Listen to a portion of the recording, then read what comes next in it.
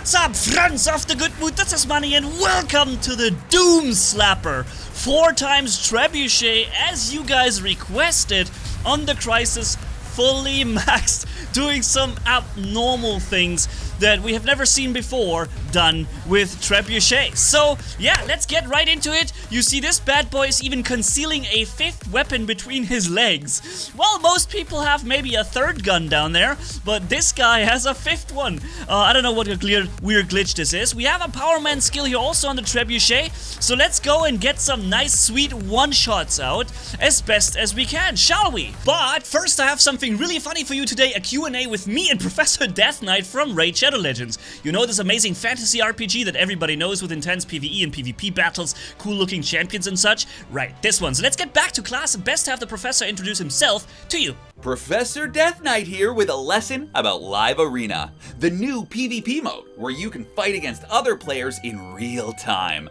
Sounds terrifying? Well, so's going to the dentist. You should still do it. Live Arena has a draft feature where you can pick and ban champions to fight for you. Teamwork. When you win matches, you'll get Live Arena crests towards unlocking special area bonuses, or so I hear. I'm too afraid to try any of this out. Alright class, any questions? Yeah, here. What would your battle strategy be for the Live Arena? Well, everyone thinks I'll go in fighting, but nobody expects my charm. My best strength is the gift of gab. So when they try to attack, I'll just be like, nice weather we're having, eh? Nobody'll see it coming. Yeah, and about the grand entrance, what music would you go for when you enter the Live Arena? It's gotta be upbeat, high tempo, like a song that really pumps up the jam. Or one that gets you jiggy with it. Sorry, you know I'm like 1,000 years old, right? Yeah, right, and I guess the music taste was a little different back then. And what happens after you win the arena? And the crowd goes wild! Ah, Death Knight, Death Knight, Death Knight. Yeah, Professor, that sounds right. Alright, thanks for taking the time. I hope you use this knowledge you've gained here today about Live Arena to head off and do battle! Live! Make this whole Dead Bones Professor proud, folks. Class dismissed! Do we have a bell? Oh, we should totally get a bell. And apart from the Live Arena, the Call of the Arbiter event is in full swing, which means epic limited series characters such as Artak, a legendary orc warlord champion that most of all everyone can get for free right now. All you gotta do is just log in for 7 days before July 24th and he's all yours. And let me tell you, you definitely want this guy on your team. And that's, by the way, something I really love about Raid is how often they throw out really good stuff, like legendary champions that are so powerful. Yeah, I wish all games would do this. Wait, what? You haven't played Raid yet? But you do know it's for free on all your mobile devices, right? Alright, let's get you in the right way. Use my QR code on screen or the links down below, because with that, new players can kickstart their game with a super starter pack containing the epic champion Talia along with some extra goodies. And then come find me in the game under the name Manni-G. So, boom! There goes shot number 1, ladies and gentlemen. This poor guy just left his... No, he's in his base still. And he already, like, lost 60% health. And my Trebuchet wasn't even fully charged. Same as with this one. That was like a 60% charge. The Power Man skill is active during the first match. During the second, I want to show you how it looks like when you don't have it. But yeah, we're doing some damage here. I miscalculated. I thought the Hydra... No, a Harpy comes out of his ability at just that moment. If you time it perfectly, before they teleport back or before they activate their stealth, they start to lose their resistance and you can hit them with full damage in the air. Just for like 0.3 seconds that time window exists. I thought I'd get it right, but I didn't here. But I'll get it later in the second match, which is gonna be insane too. Alright, so look at that guy. Boom! Yeah, that's a Nightingale, and after getting hit, he looks like a pretty sad Nightingale. A Sattingale, yeah. He's now super low on HP, last stand is dropped. Who knows if he would have even died from that shot if the last stand hadn't protected him. But he thinks he's gonna take revenge on me. Yeah, let's see how that goes. Oh, you're coming out of stealth, brother? Boom! There you go. Nice hit. And he's gone. So I'm having a ton of fun with the Trebuchets here, even in short range, which I really didn't expect. But then again, 4 of everything is powerful, as you always say, right? So double kill here, preventing the cap by standing on it. I actually got a phone call here. That's why I'm standing AFK. I got a phone call in that very moment.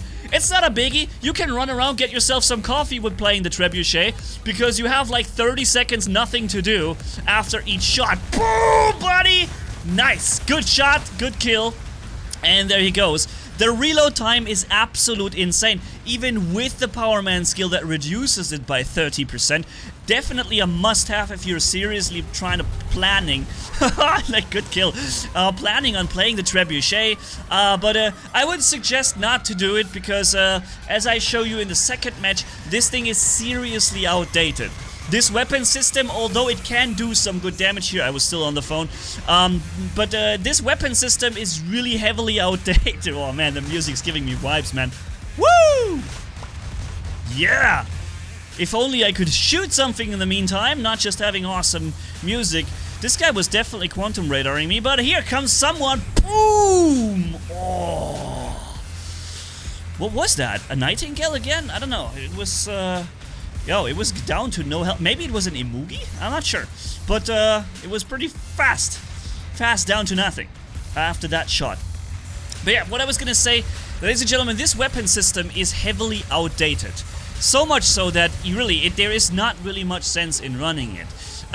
It may look like we're doing a lot of damage, but don't forget, every one of those shots here charges for like 30 seconds. Imagine how much more damage you could do with pretty much any weapon in the game at that point. It's just a relic from the old times. That's what the Trebuchet is. Woo! Relic. From the old times, yeah. Sorry, I just can't stop vibing with the music, man. I just love it so much. Boom! Yeah, and as this kind of relic, you see how weapons did perform in the past when it comes to long range. This was the best long-range sniper weapon in the game, offering as much damage output as necessary to half an entire Leo that was maxed at a long distance, which is insane. Some other robots would be one-shots, you know? And that was the old times. That was the most powerful sniper weapon that existed back in those days. Look at this guy. He's coming in from the Ares clan, Scorpiats, and boots! He was down to last stand, got an instant refill fix to 60% health, but you see his last stand is ticking, so we reduced him to last stand, and then he got an instant HP fix. That shot potentially could have one-shotted him, probably, if he didn't have last stand, because now he's gone. Because to the left, you see we have 95 damage stacks running, so the nuclear amps is running at maximum capacity now, and therefore we're basically doubling our firepower with every shot, and on top of that the potential of another 100% possible with the Kestrel drone if it really adds all four death marks to the enemy. You know, so there's a lot of maximum potential to be had here, but every shot we do right now is really just basically double damage. Or no, it's more. It's like 130, 140% damage because we're firing together with the overpower ability from the Crisis robot that gives another 45%. What happened here was funny. I noticed he was firing lasers at me at this point, you know, here, and I was like, it must be the Zhuangji lasers. I will never pronounce it correctly, I'm sorry guys. But I thought, I know that I'm smart, and I know these weapons have 800 meters range, right? So let me just fire from 870 meters and pam! And I'm like, haha, now you can't hit me. And it's like, what? Wait a minute, why are you shooting me back? It seems like he does have different lasers. Either I'm really not that smart, and the Zhuangji doesn't have 800, but actually 1,100 meters, or I'm correct, and it only has 800, and he's got different lasers, such as perhaps Flux or Prisma. Prisma or Flux could be, right? Those weapons do reach 1,100 meters, I think.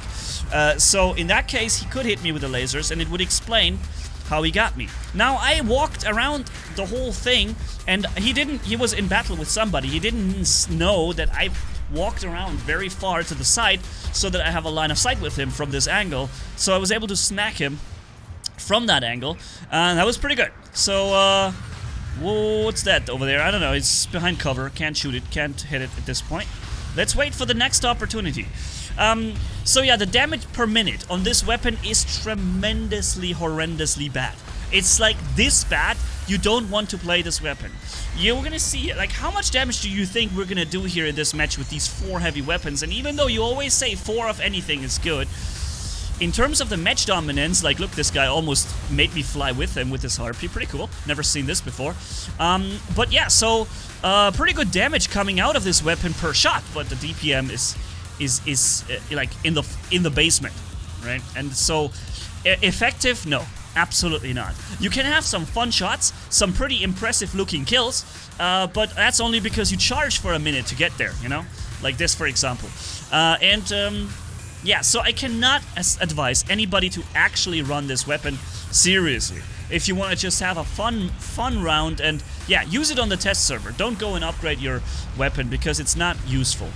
Who knows, Pixonic might consider doing an ultimate version of it at some point, which at this point I should probably say how displeased and how unhappy I am with the entire idea behind ultimate weapons. I have said this in a different video, and then I've made another video about ultimate stuff with the random roulette, and I didn't say it again there, and I got critics from people who said, yeah, hey, why don't you say this?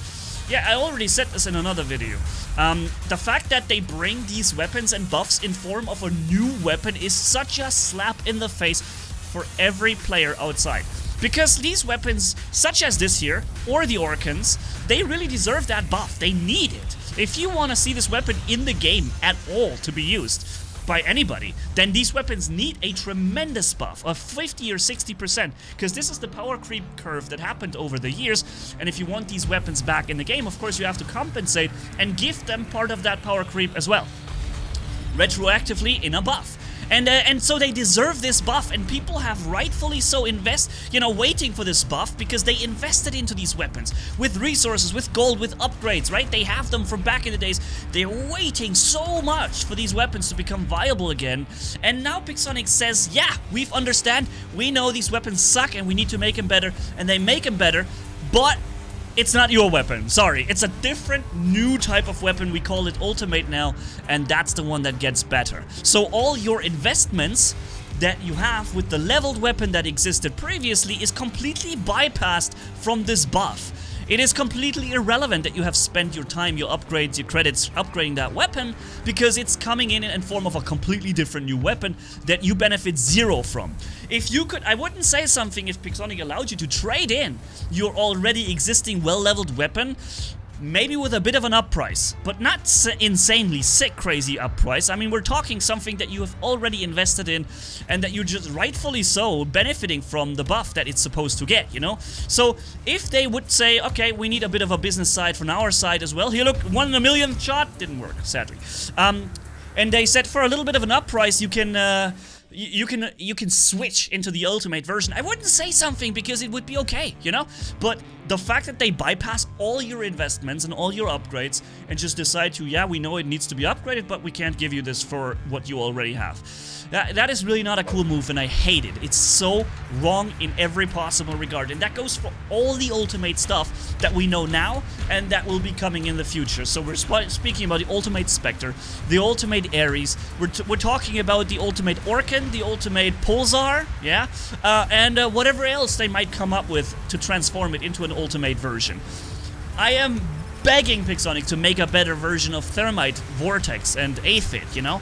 To give them splash damage abilities and to improve their tracking abilities, because these weapons suffer from this long reload, and to miss shots with it is just unacceptable just because the enemy is moving, yeah, because he's walking. I mean, sorry, guys are walking around all the time. It's not really that good of an option to hit them in perfectly standing position all the time. It's just not realistic. So they need that. But if they make it in an ultimate version, it would suck, because that means that all you guys who already have Vortex and Thermite, they wouldn't get to benefit from that at all unless they restart all the progression on that weapon from scratch. And this is what's not okay. Pixonic, so my urge, my vote, my wish would be that you would allow people who already have these weapons in a leveled state, let's say they are at least Mark II level 10. Or maybe they're just Mark II. Yeah? Maybe they're Mark II. You could allow these players to trade it in for the ultimate version with a bit of an uppay, with a bit of an investment on top, maybe. You know, something that that you guys at Pixonic also feel okay with, and that players also feel okay with. So let's meet in the middle somewhere. That would be okay, you know. But don't bypass all the players' spendings, investments, and all their collection completely by making it a completely different thing. I think that's really not okay, and you know it too, Pixonic. I know you do. So boom, that's a Ravana, and I thankfully anticipated the ending of his first ability very accurately so that I can hit him between the first and the second, and boom, he got a big hit. And then he teleported, and I was so confused because I know that Ravanas aren't usually very good at teleporting, but apparently there was, yeah, apparently there was a teleport. Yeah, there it is. An Imugi teleport was sitting there, and that's why he got this teleport to this location. Interesting. So, I mentioned before that I have this perfect timed moment with the Harpy, right? Where for this tiny split second between his ability in the air ending and him landing with stealth or falling to the ground or teleporting back, for this tiny time window, there is a chance to hit him when his reflector is down. And that's gonna happen right here. 2, 1, and in this moment I decide to hit the button, activate my ability, and fire. And in that very moment, his shield and reflector, you can still see the reflector around him a little bit, is ending. And here it comes. Boom! The fact that he died showed me that his resistance was in fact ending. Has in fact ended between me pressing the button and the shot arriving. In that tiny time window, his resistance ended. And that was an incredibly well-timed shot. I can't say 100% skill because I could have been wrong, because it's really just milliseconds you have for this. I could have been easily wrong by a few milliseconds, and it would have hit me because his reflector would have been up. I would have done barely any damage to him, or, well, marginal damage, and I would have hit me myself very hard with that reflector damage coming back at me. Thankfully, I got this really well timed, and you got the result right there. But yeah, this is something I can't accurately time that. I can just go for it. I can do my best estimate on it, but at the end of the day, it's still a lucky shot, and that's what it was. So yeah, let's keep going. 6 minutes left to play here, but from now on, after the next shot, I think there was 2 shots that I missed. 2 shots missing means 1.5 minutes doing nothing. And that's really Trebuchet. Remember, we are not having the Power Man skill running here. So now if you pay attention to the reload time, you'll see how insanely slow it recharges now. It's 30% slower than in the first match.